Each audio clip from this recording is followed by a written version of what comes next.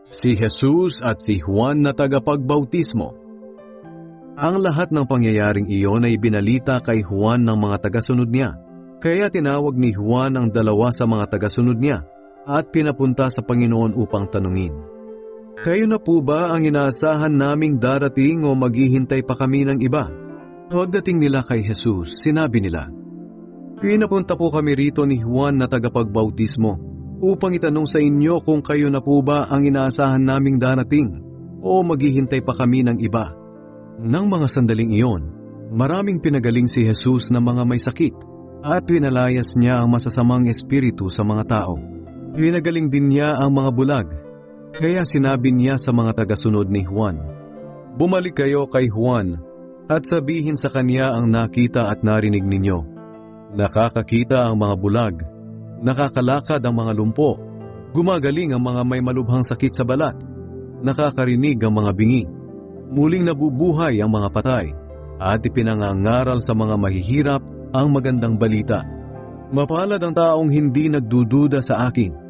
Nang makaalis na ang mga taong inutusan ni Juan, nagtanong si Jesus sa mga tao tungkol kay Juan, "Noong pumunta kayo kay Juan sa ilang, ano ang inaasahan ninyong makita? Isang taong tulad ng talahib na humahapay sa ihip ng hangin? Pumunta ba kayo roon upang makita ang isang taong magara ang pananamit? Ang mga taong magara ang pananamit at namumuhay sa karangyaan ay sa palasyo ninyo makikita. Pumunta kayo roon para makita ang isang propeta, hindi ba? Totoo, isa nga siyang propeta. At sinasabi ko sa inyo, higit pa siya sa isang propeta. Siya ang binabanggit ng Diyos sa kasulatan. Ipapadala ko ang aking mensahero. Mauuna siya sa iyo upang ihanda ang dadaanan mo. Sinasabi ko sa inyo, walang taong isinilang na mas dakila pa kay Juan. Ngunit mas dakila pa sa kanya ang pinakahamak sa mga taong kabilang sa kaharian ng Diyos.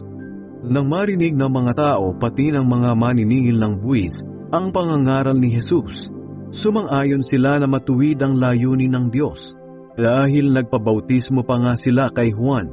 Pero ang mga Pariseyo at mga tagapagturo ng kautusan ay tumanggi sa layunin ng Diyos para sa buhay nila dahil hindi sila nagpabautismo kay Juan. Sinabi pa ni Jesus, "Sa anong bagay ko maihahambing ang mga tao ngayon?